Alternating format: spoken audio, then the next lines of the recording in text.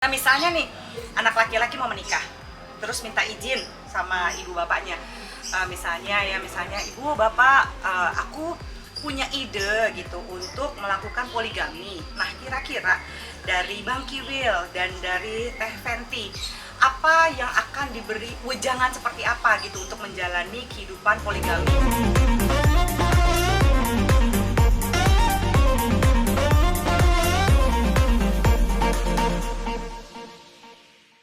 Halo Z-Friends, welcome to In Time with Zoya. Kali ini saya kedatangan tamu tentu saja yang udah nonton sekarang, pasti udah nonton di Orami Entertainment duluan kan di YouTube. Saya ada Bang Kiwil ya dengan kisah perjalanan kehidupan ranjangnya di Orami kemarin itu ya, bersama dengan Teh Fenty. Mereka buka-bukaan banget loh, jadi bener-bener sebelum kesini mesti nonton dulu di Orami biar ngerti apa yang terjadi di ranjang mereka sebelumnya. Karena di sini saya mau ngebahas tentang edukasi kesehatan seksual buat anak-anak, ya kan? Nah sekarang anak berapa Bang? Semua 10. 10. Oh pantas tadi 3 itu ya. 30 ya, 30. Wow, lumayan. Nah dari 10 anak ada laki-laki ada perempuan dong ya? Laki-laki semuanya 3. Perempuan 3. Laki-laki 3. Banyak ya produksi laki-lakinya, ya ampun. Misalnya kan bagaimanapun juga sekarang sebagai ibu sambung ya dengan anak sebanyak itu ya dan jadi bapak sambung untuk anak perempuan yang tadinya digombalin ya. Ternyata. Nah misalnya nih anak laki-laki mau menikah terus minta izin sama ibu bapaknya.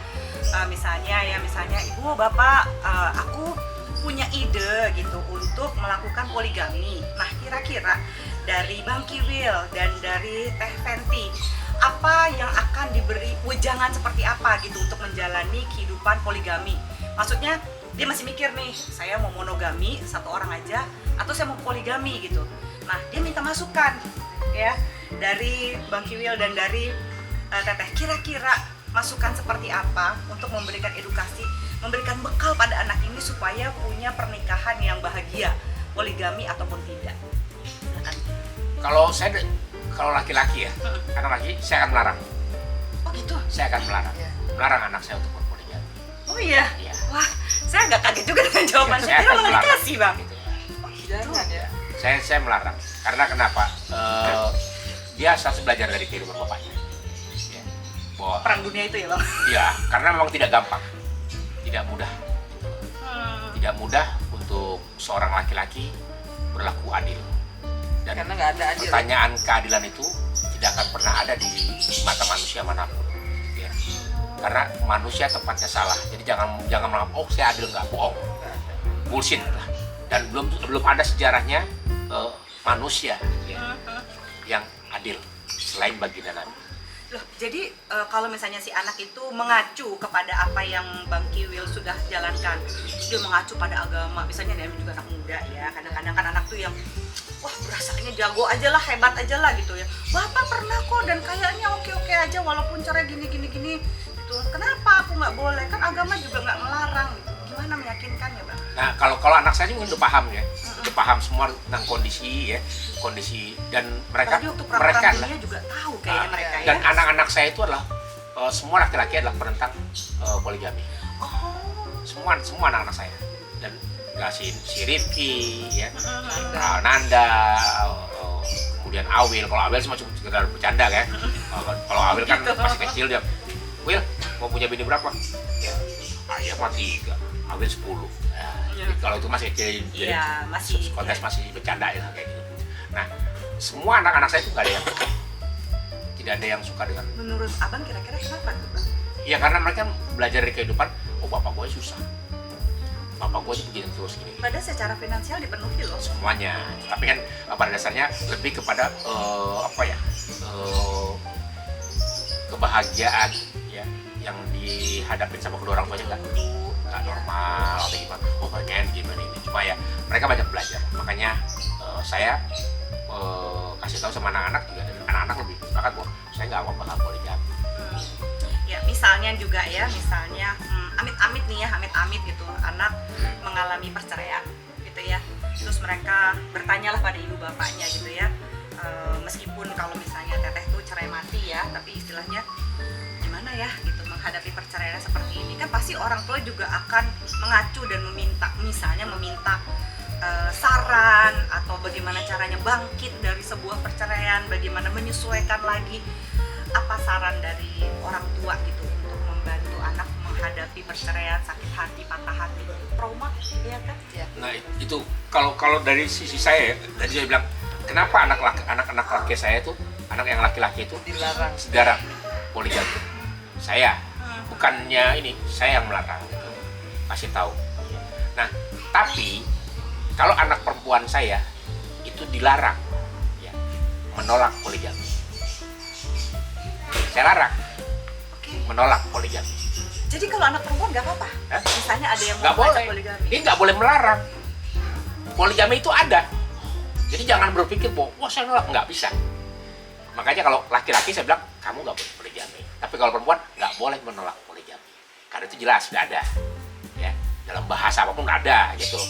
Cuma perbedaannya bagaimana caranya gitu loh. Kita bisa mengantisipasi. Gitu. Gimana cara antisipasinya? Ya dibicarakan dulu sebelum nikah. Makanya anak perempuan saya kan harus ada saya. Nah iya. Nah, harus ada saya. Walinya kan bapaknya. Harus ya? bapaknya. Nah bapaknya ini akan memberitahukan kepada pihak laki-laki bahwa kamu belajar dari saya. Ya. Jangan kalau sesuatu ada permasalahan apa-apa sama rumah tangga, belajarlah dari orang yang berpengalaman. Saya berpengalaman. Ya. Kalau belajar bajingan, saya dulu mantan bajingan. Menjadi bapak yang baik, saya pernah jadi bapak yang baik. Mau jadi bapak yang buruk, saya pernah jadi bapak yang buruk. Belajarlah dari saya. Kalau mau berpoligami, belajarlah dari saya. Tapi anak saya tidak pernah melarang yang namanya poligami. Jadi kalau untuk perempuan tidak boleh melarang. Tapi saya untuk laki-laki, saya akan melarang. Misalnya anak nih ya, yang perempuan sudah menikah, tadinya pokoknya tidak ada ide poligami, ya tiba-tiba si suaminya punya ide untuk mengambil istri lagi gitu ya. Apa saran Bang Kiwil, Teti kepada si suami ini karena akan melakukan poligami gitu ya, mengambil istri kedua gitu. Sementara dan apa juga saran terhadap anak perempuan yang merelakan itu kan ya? Kalau saya sih udah siapkan semua ya. Jadi sebelum menikah tuh anak-anak perempuan saya tuh udah saya siapkan, terutama buat calon suaminya gitu ya. Makanya tadi saya bilang calon suami daripada anak-anak saya yang perempuan ya. Kalau mau jadi bajingan, belajarlah dari saya. Dikasih nggak tuh nanti? Makanya kan sebelum nikah kan saya kasih tahu. Makanya banyak sekarang anak-anak laki-laki gitu ya. Teman juga ada perempuan ini. Cemen loh. Iya. Udah mah, sumplang aja. Nggak cocok lagi dengan laki-laki. Kenapa? Nggak menghargai orang. Gua kan mantan bajingan. Otak laki-laki, mohon maaf. Ya, jorok semua nih, apalagi belum nikah. Jorok semua. Kok papa tahu? Papa kan pernah jadi bajingan. Segamblang itu ngomongnya, Pak. Iya, saya begitu ya, sama. Saya gitu enggak pernah. Jangan pernah ya. Kamu percaya sama laki-laki. Papa nggak bisa begitu. Papa pernah jadi pembohong, Kak. Saya bilang mana saya? Papa pernah jadi raja gombal, udah tahu. Semua laki-laki akhlaknya sama. Karena kenapa? Kita bukan orang istimewa di mata Tuhan, sebagai Nabi. Selama kita menjadi umat Tuhan, mohon maaf.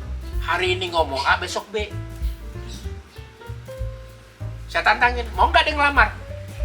Ntar mikir dulu, mikirnya buang jauh-jauh. Udah ketahuan dia maksiat doang letaknya. Udah, selesai.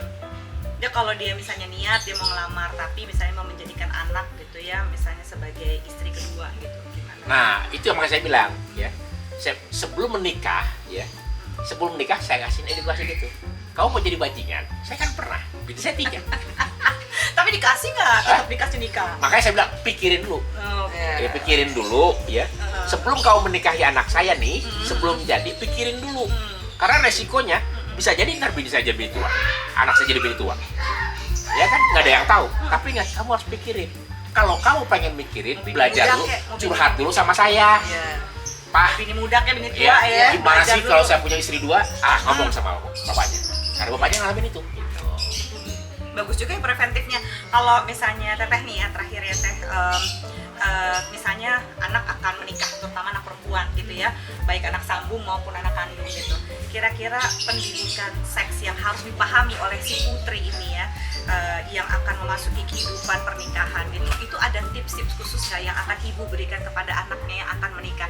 Ini juga sangat berguna buat para ini ya, orang tua yang anaknya akan menikah, mempersiapkan gitu ya, karena Teteh Fenty itu kalau misalnya ngeliat di Orami kemarin itu benar-benar sangat terbuka, ngobrol, ngomongin ekspektasi, yang which is kadang-kadang ibu tidak memberikan edukasi kepada anak perempuannya tentang seks. Segitu kalut kan anaknya di atas ranjang pada saat hubungan seks pertama. Nah kebetulan mereka udah pengalaman gitu.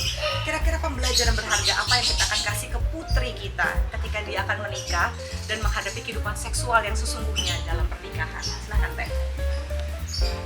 Lebih dikasih pembelajaran Kalau saya Kan soalnya berdua kan udah smooth banget. itu masalahnya, kadang-kadang anak muda sekarang lebih pintar daripada kita. anggap aja masih polos gitu ya. Kita masih 10 ngebrowsing, itu 20 ngebrowsing. Tapi kan mendingan pengalaman daripada browsing. Ah, Browsing iya, belum tentu betul. bener loh. Betul. Iya. Orang tua Tapi mungkin lebih ke ini ya, ke edukasi masalah Kasih berumah tahu gimana? tangganya aja lah. Itu lebih berumah Ya, tapi kan tangga. seks penting. Nanti kalau dia nggak puas, dia sakit, dia ini gimana caranya dia komunikasi sama suaminya? Kan nggak semua suaminya kayak bapaknya enak diajak ngomong. Nah, paling itu emaknya lah yang lebih paham lah. semuanya Gimana, Teh? tuh kayaknya saya nih lebih menekan mungkin kebersihan Iya. organ Dan nggak apa-apa periksa ke dokter. ya sebelum ya kan? apa-apa sebelum apa rajin lah. Bahkan saya ke putri anak saya dari mulai dia menstruasi udah mengenalkan kayak ramuan-ramuan tradisionalnya, terus Jamunya, jamunya ya, gitu, apalah. terus lebih mungkin periksa ke dokter. Yang mungkin nanti kalau misalnya mau berumah tangga periksa dan menjaga kebersihan Nah itu ya, organ jadi calon suaminya dan anak saya juga begitu. Ke dokter dulu. Iyalah, iya. karena kan gitu zaman loh. sekarang Bapaknya kan mantan baji. Katanya nih kalau bapaknya dulu pernah nakal, jadi posesif sama anaknya di Ya. rumah gimana Teh? Apakah Oh, posesif saya- anak perempuan? saya posesif tapi beliau lebih Lebih parah. Iya, biasanya begitu Lebih ya kalau parah bapaknya banget pernah karena nakal. gitu perkataannya gitu, lu mau bajingan, gua juga pernah bajingan. Nah itu lu mau poligami, saya pernah poligami itu Apa ya. loh? Jadi Hafal semuanya. Saya sama anak saya tuh lebih banyak ngancem. Jadi walaupun anak saya bilang enggak pak, dia baik kok. Bapak lu pernah baik. Gitu. Apa semua perempuan pernah baik. Jadi hati-hati kalau ngomong. Jadi Sebut loh, ngomong gue udah pernah ngapain sebut deh. jadi mau enggak om, saya cuma begini nih. Otak lu sama otak gua sama dulu. Sama Nah, dulu. jadi gitu. Jadi banyak bahkan calon-calonnya itu anak dari anak gua tuh mundur duluan.